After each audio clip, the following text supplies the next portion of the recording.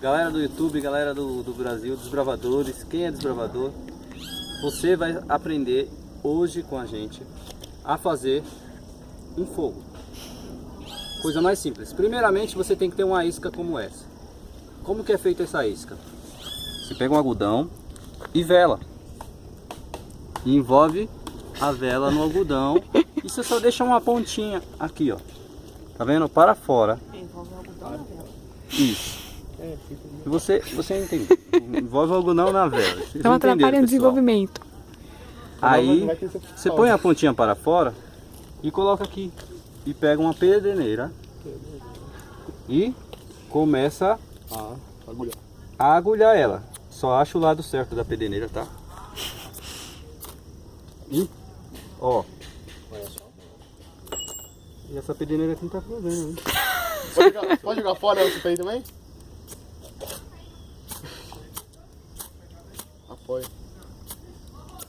Apoia em cima. Opa! Calma aí. Vai pegar fogo.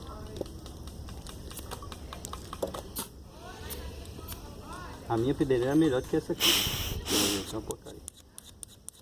negócio tá soltando. Olha lá, olha lá. Vamos lá que um dia nós conseguimos. Vou ensinar vocês, vocês vão ver como é que acende. Pegou? Pegou. Pegou, gente? Então, a do meu amigo aqui pegou. A minha não pegou ainda.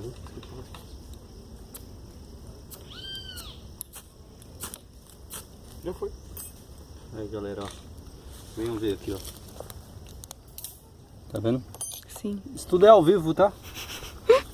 Quando você quiser fazer um fogo, não faça isso em casa.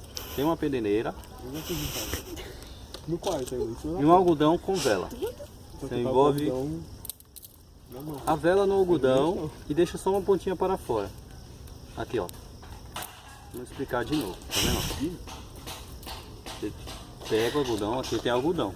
Isso aqui dura 15 minutos com a isca aqui, ó.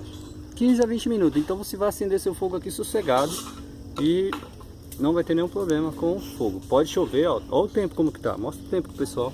Olha, galera. Represa Billings. E Billings. agora vamos tentar acender de novo.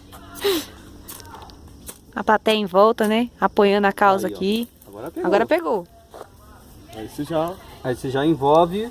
Tá, mas põe dentro lá, né? Lógico, com certeza. Lá dentro. É muito burro. Por que com a vela?